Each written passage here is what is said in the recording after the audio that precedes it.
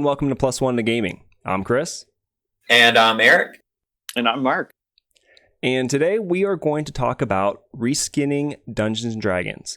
Before we get into that real quick, I want to do some housekeeping. We had originally planned to jump into A Deep and Creeping Darkness. That's Adventure 4 in Candlekeep Mysteries.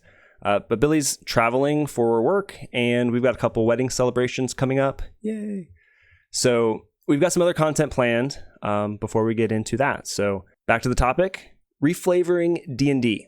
Dungeons & Dragons 5e gives you such a solid framework to explore, whatever world or theme that you've just been dying to play in. Something that's outside of that traditional medieval fantasy setting. But for the uninitiated or the unprepared, reskinning can be a lot of work. It can be a daunting task. So today we're going to talk about ways to streamline that process. Some things to focus on to get the most out of your reskin. Eric, I think you were probably one of the first to lean into reskinning D&D, or at least like bringing the concept of that into our games. And you did that especially with the second Candlekeep Mysteries adventure you ran, when you took Mazfrost's Mighty Digressions and plopped us right into the 1890s Gilded Age, which was a ton of fun. So I want to ask you first, what's your mindset when you're reskinning adventures? What do you like to focus on? What's your approach? Yeah, so I think my approach, it's the same thing that I want when I'm not reskinning, and that we talked to Mark about last week. I want to make sure that it's immersive. I want to try to... And again, really, even if I'm reading and not reskinning, I still want to try to be as immersive as possible. I want you to feel like you are in that world, even if it is 5e, Faerun, or wherever. So the first thing I focus on is trying to get like themes and motifs and like just the general world to try to make it full. So with like Mazfrost's, to like step back a little bit, I don't think that reskinning is very hard. There are different levels you can do, and I mostly only do the first level, which is just change like the descriptions of things. Like I read through the adventure, it's only 12 pages or whatever, and tried to find...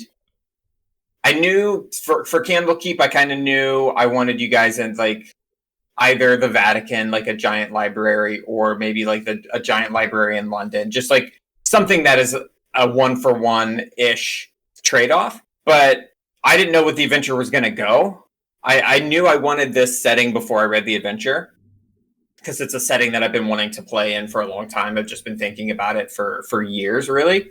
So it could have easily not worked. Like it could have been harder to do. Like I think if we had been doing the one that Billy just ran, it would have been a lot harder to reskin in the setting that I tried to put it in. I just got kind of lucky that it ended up working. It was a lot of just like real interactions with adversaries that have relatively simple motivation. So you can plot that anyway. I think it also helped for that one too. We kept it low magic as a rule. Yes. So it was not only as a rule, it was a little by design. I didn't want to wait. We planned on playing every adventure in Candlekeep Mysteries. I don't want this to be, level 12, like when you guys have a ton of crazy spells. So I knew I wanted to do it early when the players really don't have a lot of like tools and spells to use, because it would just be easier to fit. So that might be something to take into account. So when we got the book, I looked at like every level of, it goes 1, 2, 3. There's 4 level 4s for some reason. I don't know why that's the level they decided to do twice instead of level 5. But I went through thinking like, okay, if I want to do the 1890s, it's got to be early. And then if we are going to do, which I don't know if that's still a plan to go through all of them. If I want to reskin some later ones, what kind of works there? Like World of Warcraft, Dragon Ball Z, like just some crazy, like full-powered stuff. So that did come into play. Like I needed it to work, because what I do, and what you guys do as players is, so I've read online that there are basically 3 levels of, we'll just use reskinning as like the general term. But they said reflavoring, reskinning, and homebrewing. So reflavoring is what we do most. Just change the description of things. You're not changing anything mechanically. That's where it gets a lot more difficult. So going from stage 1 to stage 2, stage 1, instead of being in Callum Shore, you're in Egypt. Instead of being in Candlekeep, you're in Rome. You just change the name and the flavor. Instead of the light cantrip, it's a flashlight. It works the same. The mechanics are the exact same. That I think is pretty easy. And if you have a story that is like really story driven and not mechanically driven, it can work in any setting. The higher level you get, obviously, like the more you have to take into account. But I think reflavoring is very easy, and I think we do it more often than we realize. I mean, even insofar as like, all right, this is a great axe, but can I make it like a scythe? Scythe's not in there, but I think my guy would use a scythe. I think that would be cooler. Like, the mechanics don't change at all. It's just the descriptions we use. That's like super easy, just reflavoring things. I think we do the same with monsters a lot. Like that. So there are 3 things you can reflavor: your character, the setting, and then the NPCs. Like that's the nuts and bolts of an adventure, really. So you guys reflavored all of your own characters. You looked through the spells and thought, okay, what can this work out as in a real-ish world setting? I think that's really fun. I had a ton of fun doing it when I've created those characters. Just trying to find like analogs either in real-ish world or whatever setting you're putting them.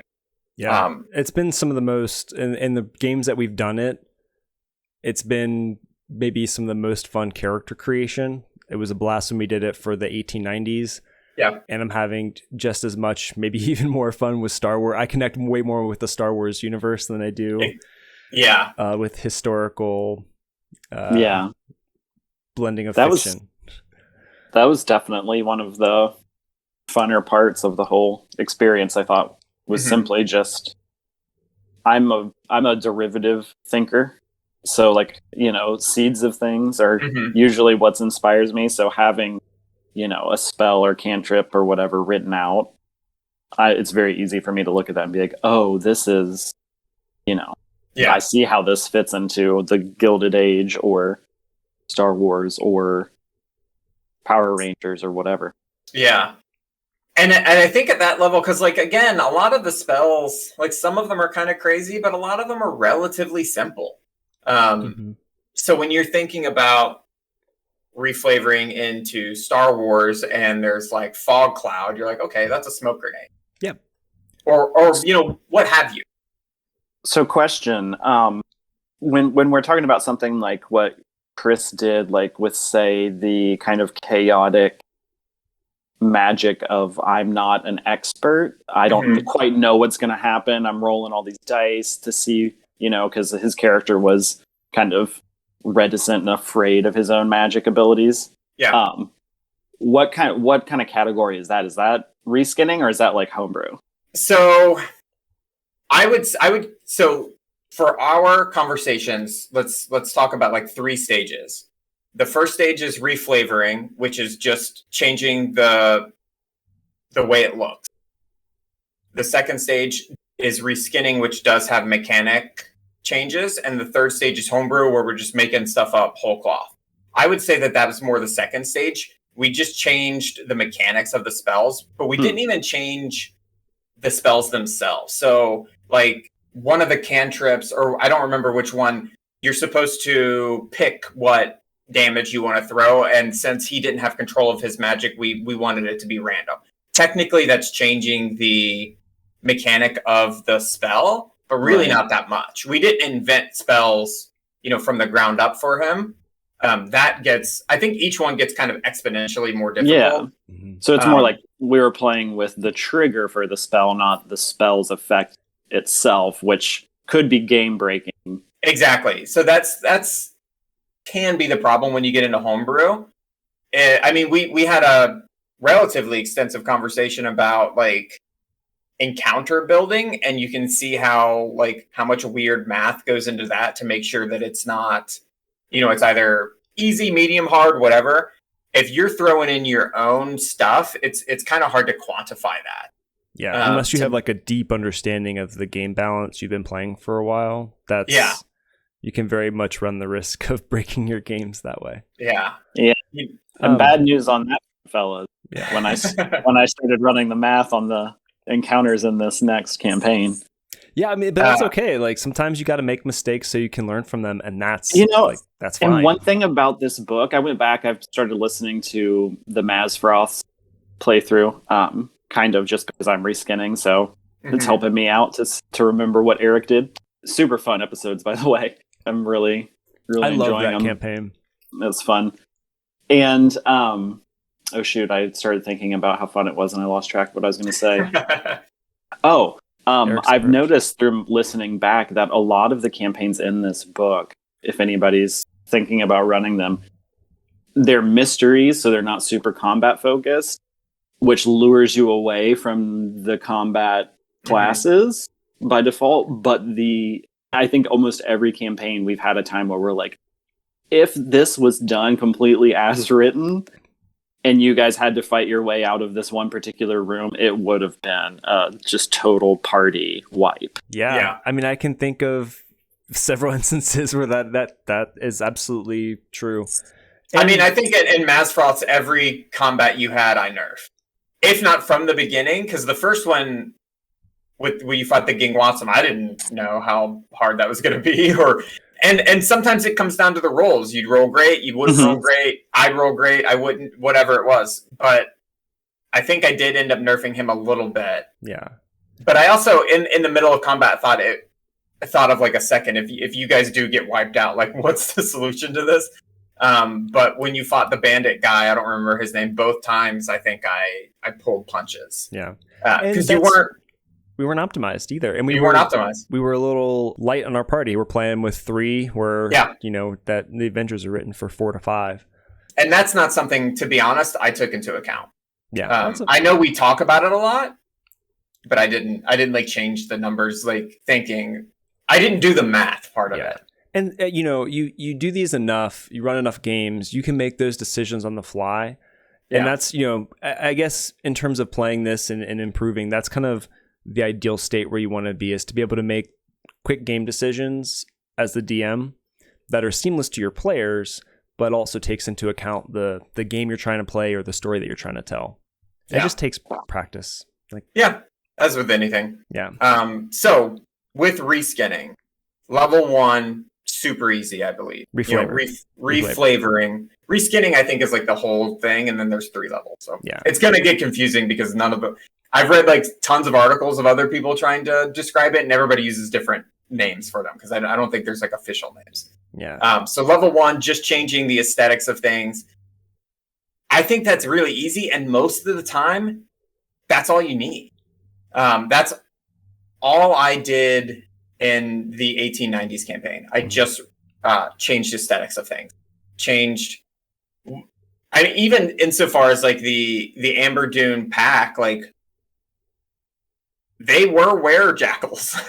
You just none of them turned into them. Because there is enough like weird magic in this world that like it's not something that's well known that the players would have like been aware of, like a campy, however you say it. I can never say that word. Were-peoples. But they were like worshippers. In the book, they were worshippers of some, I don't remember, some deity. And in this, they were Anubis worshippers. So like makes sense. You can usually find a 1-for-1 analog for whatever it is. Because like, to be perfectly honest, Mark said that he's a derivative thinker. Most of D&D is derivative of like higher level fantasies. They're just all compiled. So like none of these things are especially unique. Which actually is part of what makes it great. That's, it doesn't need to be like super, super complex. Oh, you know what? I used the wrong. That's on me though. You said when Mark says he's a derivative thinker, and I was like, that's offensive. And then I was like, oh wait, that's what I said. The term's discursive for all of the linguistic nerds out there. You would have missed me with that one. There is a distinction there. It's one of those like psychological test things, you know what I mean? Mm-hmm. Yeah. Where they like put people in categories. Anyway. So step one, like flavoring, super easy. I think you can do it with any player can do it, any DM can do it. You can do it with spells, items, the way your character looks, the setting. You can pretty easily drop that in anything. Like I think with your imagination, weapons easily just rename them. Mm-hmm. Yeah. So we're talking about the next campaign is going to be Star Wars. It's kind of the hard thing with D&D to Star Wars is like there's a lot of projectile magic and there's not really a ton of projectiles. Like you've got your blasters, but that's kind of it. And there's a ton of like melee weapons. Mm-hmm. And in Star Wars, there's like, I mean, you don't see a ton of people carrying around like axes and shit. Sometimes you do. The poor ones, not the heroes. But so you've got. I don't know. So like the Gregorian guards had like those pike things. Like it's there, but it's not iconic. Yeah, and that's fine. So again, you just have to be a little creative. I think it works totally fine. I also may have we're going to do a 0 session on that, correct? For Star Wars? Yeah. Well, we did one. You were there. It was great. No, I want another one. I may have changed my character. We definitely can do a touch base before we play again, but we did do a 0 session for... Well, if you guys posted your characters ahead of time, that would be good for me anyways, because then I can put their sheets into Roll20 and stuff. Yeah. So it might be good. It might be good to touch base. Yeah. Even just through comments or something in our group. I think I'm going to play a complete different character. I was having trouble.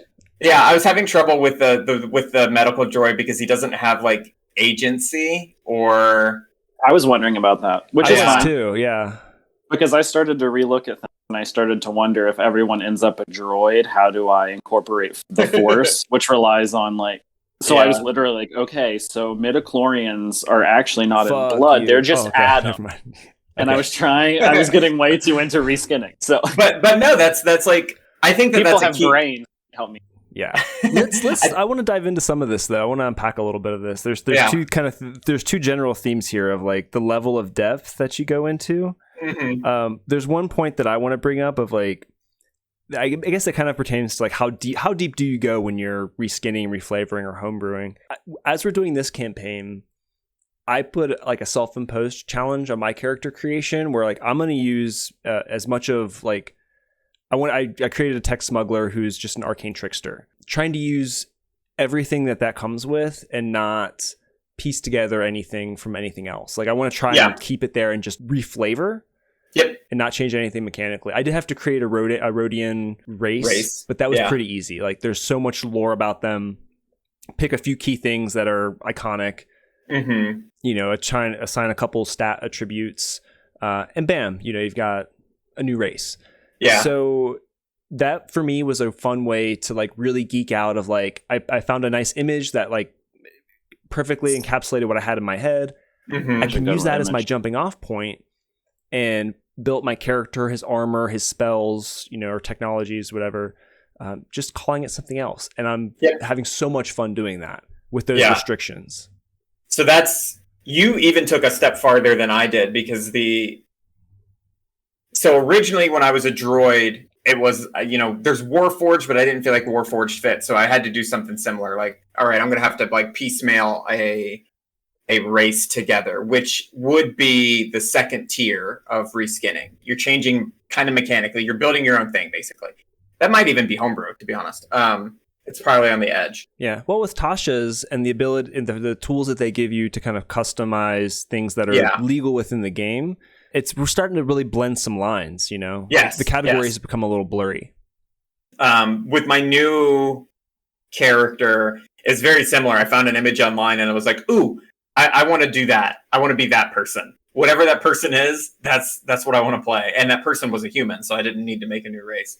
But it is like, I was thinking, I'm like, there's all these awesome different races in Star Wars. Like, is it a 1-for-1? Like, like Devorian is easily like tiefling. Like, there are some that could be like, okay, that's 1-for-1. Yeah. That's actually some of them would be a really fun. I didn't even think of that race, but that would be really fun to play, actually. I'm a little disappointed that the awesome character art I found was a human. Maybe I'll color her. I'll just like take her into paint and color her blue and make her a chiss or something like that. There you go. That'd be sweet. I found an awesome picture that I thought like this character has a ton of character and looks interesting to play. But I did very similar. I kept one class and just renamed the thing. So like I said, like Fog Cloud, it's Smoke Grenade. She has a short bow that's her blaster. You know, like it's all you do is rename them, and it's like nothing changes mechanically. It's pretty easy. You just have to have get your imagination flowing. If you know both worlds like sort of well, it's pretty easy to find them. Mm-hmm. Well, so analogs. Like with Bidu, the Rhodian tech smuggler, the picture was actually really well drawn in that I could look up the blaster and I'm like, okay, I know what that looks like. I actually referred to a chart and figured out it was the DH-17 blaster. Cool. Out of the character sheet, I know specifically what make and model blaster I get to use. I looked at his the wrist guards that he has and say, okay, well, that looks kind of Mandalorian. Turns out it's a Mandalorian power armor, you know, which is like a personal shield. Fucking tight. That makes sense. Yep. So, you know, and then he has this cool scarf that he's wearing. Like, could that be a cloak of elven kind, you know, to kind of distort, to help him hide a little better because he's a smuggler. So being able to really connect and dive into, I'm not changing anything. Like, it's studded leather armor, but actually it's Mandalorian power armor. Like, that's just so much fun. I have so much more excitement about this character as I'm building his kit. Based off somebody else's hard work. Thank you. I need to find out who the artist is and shoot him a message. But again, to your point, like, you can call the apple an orange, but still have a lot of fun figuring out the lore and detail of what these items are, how they got them even, you know, that sort of thing. And I'm having so much more fun putting together a kit for this character of really just either uncommon or ordinary items. Yeah. But just coloring them makes them so much more meaningful to me and to the character. Yeah. It does. It gives you like a weird extra level of ownership over the character because like we've built hundreds of characters and you go through like the kind of standard steps, you know, like what race, what class, what do they have, what do they standard they come with, what spells do I want? Like that's fun that was fun for a decade. And I don't know, now it's just kind of like if this then that, like flow chart of like it's pretty simple. So to add another level to it does make it like fun again. Yeah. Or like, you know, I never really equip my characters when we build these one-shot campaigns with like healing potions. But you better fucking believe he's got a couple Culto packs. Right? Yeah. Because that's just cool. It's it's just and I think I don't want to speak for everybody, but I love lore around items and the artifacts, these iconic things that you find in your games or your stories. You know, I want to learn more about them. Tell me more about these Valerian steel weapons. Tell me more about these, you know, ancient relics. So it's just fun to have a little more connection with what is in this type of circumstance, ordinary items. Yeah. Yeah. And one thing from our Zero session, obviously, you know, I wanted to find out mainly what everybody was going for. And I had assumed, given the opportunity to be like Jedi Knights, that everybody was going to roll in and be like, okay, so here's all of the sweet Force shit I have. Yeah. Right? So that's kind of what I'm thinking. And I'm looking at the book. I'm like, okay, you know, obviously they've offered up some encounters in here. So I was like working on those maps and whatnot. And of course, our group's more like into storytelling. So everybody's like, well, you know, we want to feel immersed in everything, which was cool because it's really easy in the reskinning thing, I think, to make something immersive, you know, because like you guys were saying, just renaming things and finding those analogs. It's a lot of fun, first of all. As my first time through, it's helped keep me engaged in the rules, I think. Yeah. Because, you know, I'm reading things multiple times trying to wrap my head around how they could be changed. I think that's helping me learn. You know, it's like studying by doing. which is great. But also there's things I thought of that I don't know if I would do otherwise, like, I mean, this is no spoiler or anything, but like at one point we're going to have to, visit a town and get some information, right? Like that's in pretty much every campaign. Standard campaign. Yeah. Right. So, I was just like, why not? Why is there not a vendor in this market? Because in every Star Wars, they walk through the crowded, market scene, and there's people hawking wares. So like, I just went, and it's a little bit lame, but like, I just copied an entire sheet of like appropriate level potion, figured out how, the money might work in our game. And I think I'm going to incorporate that mechanic because we've never really messed with like, do you make money doing these jobs? Like we always do, but you never have to visit a vendor. And because I'm reskinning, I'm not making that this integral plot point where if you miss it, you're screwed or anything like that. I think in reskinning, if you wanted to do that, you could just make a character like tell somebody they need to go get some supplies or whatever. Yeah. But for me, it's just like, I'm probably not going to go through and name all of the level 1 weapons, because there's like 15 of them on the list. But like we can just role play it out if you guys want to buy, and you'll probably come with much better stuff. But since you guys were talking about immersion, I'm thinking like reskinning is a really easy way to bring that, because like those properties like Star Wars and all these big ones, they have these kinds of, Wikipedia.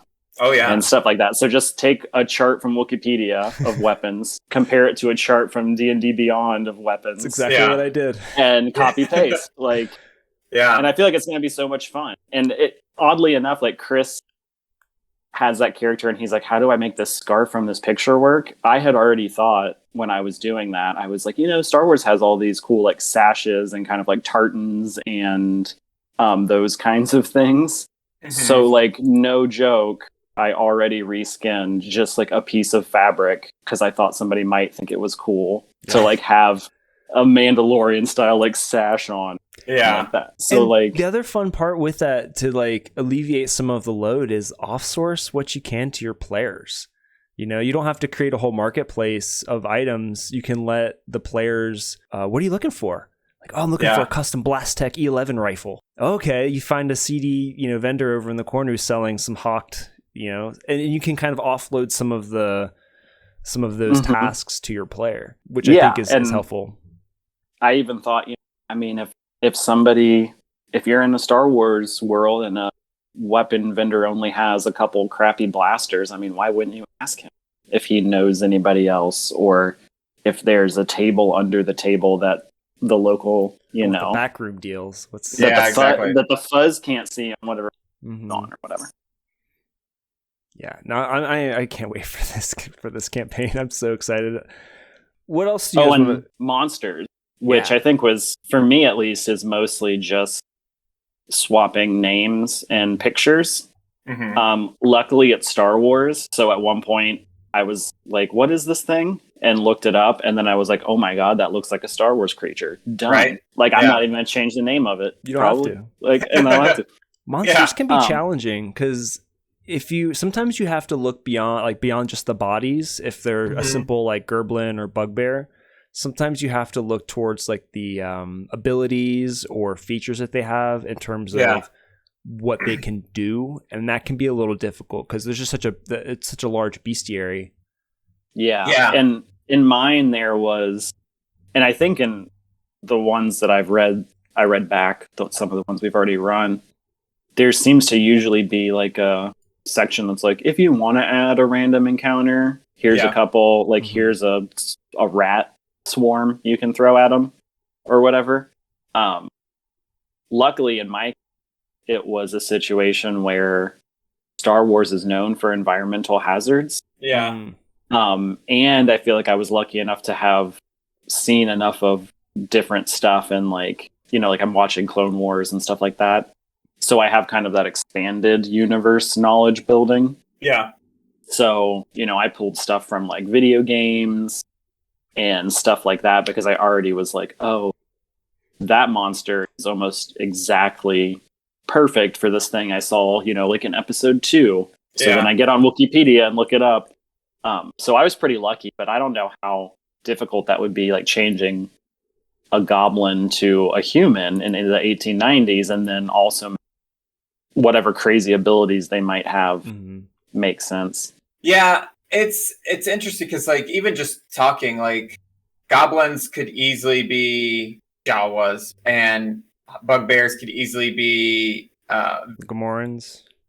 Yeah, like it doesn't need to. I mean, Jawas could or goblins could easily just be like low level dudes, guys that like attack the way that goblins attack, because that is kind of the more like their size. Like Chris said, you got to look past the body a lot of times into stat block. Like their size and their tactics, like they could easily just be a band of like really low level thugs that like have to shoot and disengage and shoot and disengage.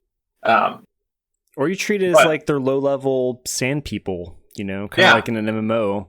You've got the same sand people model at level 1 as you do at level 60. You just call them sand person expert or something. Yeah.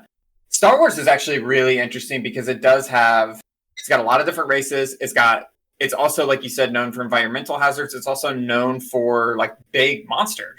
Like a dragon could easily be a crate dragon. A crate dragon, or like a rancor, or whatever it is. I mean, I might have lucked out in my assignment because, it's like pretty readily apparent that Lucas was, probably playing D&D back in like the 70s. You know what I mean? This stuff is not disconnected that much. You've got, it's just, instead of Excalibur, you've got Luke's saber. Yeah. Well, I mean, I think we talked about D&D being a derivative of a lot of other like higher level fantasy. It's the same Star Wars. Star Wars is a derivative of a lot of fantasy and sci-fi. Like you boil it down to its kind of base, and then you build a little bit on top of that, but not too far. We don't.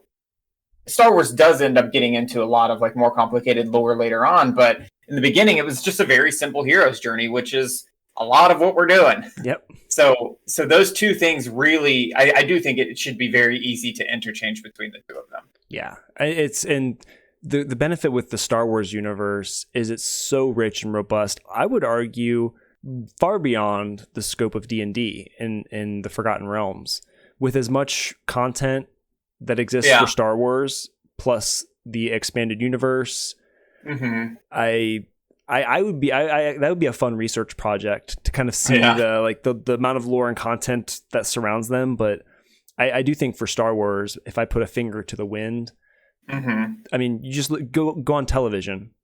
How many Star Wars movies, television shows, spin-offs, comics, all that to say, there is such a wealth of lore to pull from. It's almost, if someone says they're having a hard time reskinning Star Wars or reflavoring Star Wars to D&D, I would ask, like, you're probably doing it wrong. There's so much there. There's so much there. If that's happening to you, it is probably simply just a function of like choice paralysis. Like there is so many different ways you could smash these things together. Because I've run into that a little bit. There's been nights where I'm just like in the mood to work on it, so I spend like way too much time building these maps and just like nerding out. I'll probably end up putting more into running this game before it starts than we will actually playing. Oh yeah, if we're being realistic. Yes. And I think that's which is good to know. That's a normal thing as my first time. So it is normal, but I think it speaks a little bit to like how fun reskinning is. Like building these things out, like even if normal D&D world is fun, but just the little extra challenge and little extra like excitement of reskinning it to some other property that you are also really excited about. I don't know. That it compounds how much fun it is. Yeah. There's two things I'm really focused on in running the game to keep things immersive and like keep the reskinning going. And one of them is I really need to concentrate on after something happens, not being like, okay guys, so here's how I did this. Like that wasn't in there. But like the color of the thing is actually because this and that and this. Like because I need to be like, at the end, I will probably spend way too much time praising myself, but in the game, it's gonna pull people out of it if I remember what color his hat was, because that's relevant, or something like that. So that's funny. Yeah, we'll have the debrief for sure. Oh, definitely, and it'll be fun to reskinning is really fun. Yeah, it'll be nice to see your approach and how it comes to fruition. Yeah, and like I think I mentioned in the Zero session, I probably did what's technically homebrew, but I tried to relegate it entirely to just like game mechanics or ways to help me run the story forward. You know what I mean? So it's like not like the monsters are different. They haven't been homebrewed, but like some of the mechanics of the game and, you know, working in something strange that might not be entirely D&D, like Sith versus Jedi. Obviously there's alignments, but that's way more varied than Star Wars. It's basically like, are you good or are you bad? Well, Mark, so one of the questions that I want to ask you is, what are you doing from a reflavoring or reskinning standpoint to kind of help you create the immersive world of Star Wars? I mean, thankfully, we're all super well versed in Star Wars, so it's easy for us to kind of jump in and be there with you. But what steps are you taking from a preparation standpoint to kind of do that? And what is your plan to kind of put that into action? I think one thing that I started looking at early on was, you know, just role play opportunities. The more you guys get to bring your characters to the forefront, and the more we get to see, you know, who they are, I feel like that is going to build the immersion, and it's also going to give me an opportunity to build things based on those characters. Nice. So one of my goals is to do things like, you know, when you're introducing yourselves or whatever, those kind of conversations, to try to help the game guide everyone to having those immersive moments. Try not to give anything away, but but part of the function of that is for me. Like there's some things I had to build in order for me to do things later. Gotcha. Basically, because I want to kind of build a story, and I'm not scripting anything out, obviously, because that would be a fool's errand. Yeah. And you guys have already told me, like, you know, it's frustrating to go too deep and then have people miss something that you worked on. Yeah. But, you know, there are roadblocks in the campaign as written, and those are good opportunities for me to take a beat and be like, let's play this out. Let's see what happens. And depending on what you guys want to do and how your characters are as people or beings, that'll have an impact on the game. Yeah, I'm so excited for this to play out. This is yeah. That's thank you for that. That was really cool to hear those insights and your approach there. We've kind of covered some of this, but what other challenges have you been facing as you've been working through and preparing for this next adventure? I think the big thing was, going back to our earlier episodes, I needed to create plot lines or beats or outs or rip chords just in different situations. Like I feel like I need to have a little toolbox to be like, these things aren't necessarily going to happen, but, you know, if trigger A happens, I already need to be planned. Like, you know, like I said before during our Zero session, Star Wars is known for being a big, dangerous universe. So, and I mentioned this earlier too, that I want it to be fun for you guys, and I don't think everyone dying is necessarily fun. Yeah. But then that's when Eric was like, you know, think about if something like that does go terribly wrong, everybody rolls like crap. You know, are they captured? Are they incapacitated? So taking those lessons and kind of writing out some stuff, even just internally, to be like, if things aren't going the way I planned, I need to be able to pivot. And a lot of this is about being flexible. Yeah, that's the biggest lesson I've just generally learned in DMing. Yeah.